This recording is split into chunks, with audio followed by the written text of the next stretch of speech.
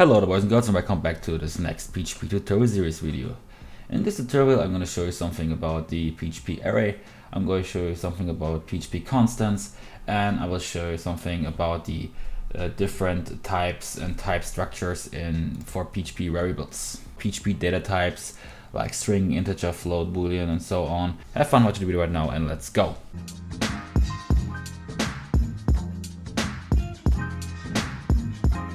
To the array stuff here right now, of course you can use arrays and you can declare variable as well. So you just can call it, for example, my array. You can say is equal to array, and if you do it like this, you will have an empty array. And to include stuff inside the array, you can just, let's say for example, we will put in some names. So first name is let's say Carl, and second name is let's say something like Rick, and third name is let's say I don't know, Shane. All right, this is looking dead, I know that. And now you will not see that because to display the array you don't have to echo the array. This will not work. What you have to do is you have to var dump, and that's a PHP function, the array. So you have to var dump and put the array inside. And if you refresh your page now, you see you have an array with the size of 3, and at index position number 0 is a string with 4 characters, and that's Carl. At position number 1 there's Rick, and at position number 2 is Shane. And yeah, of course you can do a for each loop, for example, for the array. So you have to say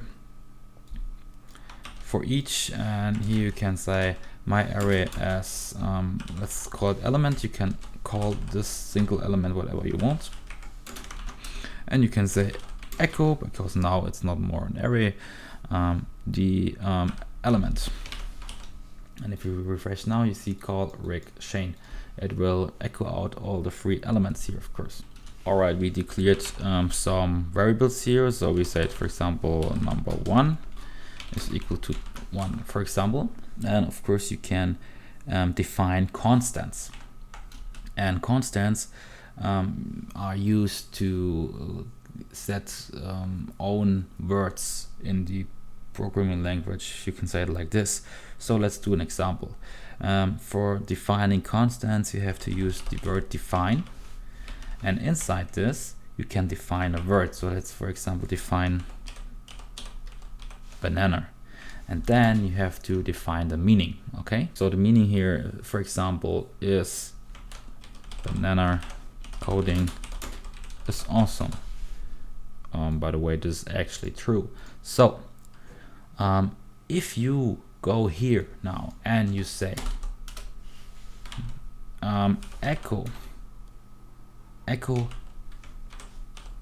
banana, and of course here not as a string, just as a simple word, like no string, no quotation marks or anything like that, and you save this and you refresh your page, you will see BananaCoding is awesome, the code you write in here.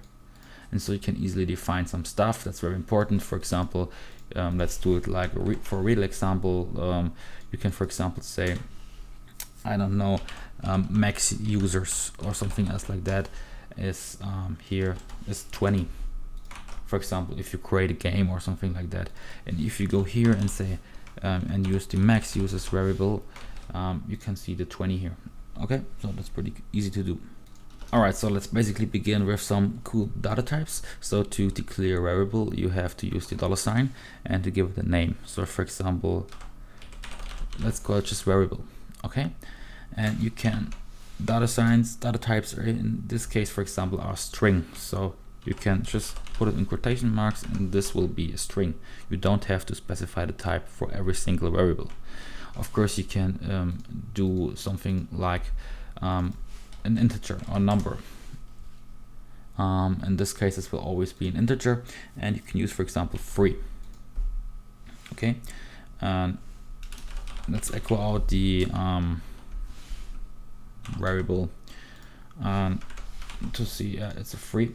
Okay, and of course you can use a float, and a float is like a floating point number, and also called double, and is used with commas. So you can say something like 3 dots and a big number here.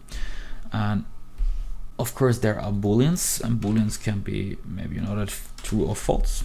So if you say boolean true, and you can echo out the variable 4 here right now, and now you can see 1, because 1 is equal to true and 0 is equal to false. So let's change this. You will not see something. As you can see, he's only echo out the true version. And of course we got here the null as well. So in a fifth variable you can put in some stuff like null, and if you echo this out you will see nothing as well. Okay, so basically every single variable you use has to be with another name here and now. I hope you guys liked the video. Please subscribe to my YouTube channel and give me a thumbs up if you want to see more. See you in the next PHP tutorial. Bye.